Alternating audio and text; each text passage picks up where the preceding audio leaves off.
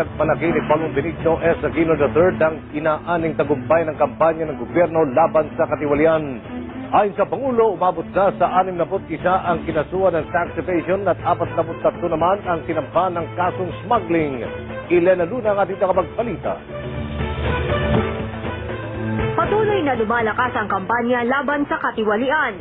Sinabi ito ng Pangulo sa harap ng mga miyembro ng Makati Business Club at ng European Chamber of Commerce of the Philippines na dumalo sa Philippine Integrity Summit. Inihalimbawa ng Pangulo ang pagsasaayos ng buwis sa gobyerno. Mula Hulyo taong 2010, umaabot na sa 61 ang inihaing tax evasion cases na nagkakahalaga ng 26 billion pesos. 43 naman ang isinampang kaso sa smuggling na may kabuuang halaga na 54 billion pesos. As we continue to monitor these cases, I am happy to report that our campaign against tax evaders and smugglers is paying off. From January to July this year, revenues collected already increased by 13.47% year-on-year.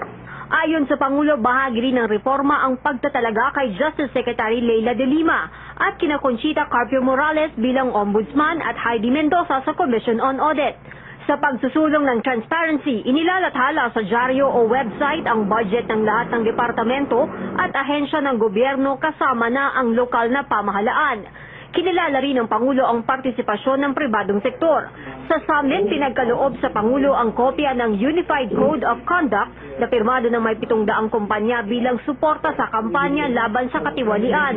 By doing your part as responsible corporations, everybody wins.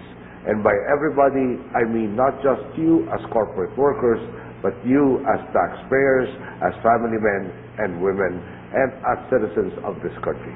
Hinimok ng Pangulo ang mga negosyante na maging katuwang ng kanyang administrasyon sa pagsasaayos ng mga mali sa gobyerno. Ibinahagi ng Pangulo na ang pinagtibay na ugnayan niya sa kanila ay kasama sa mga baon niyang kwento sa pagpunta sa Amerika. I was invited by President Obama, among others, to talk about open governance.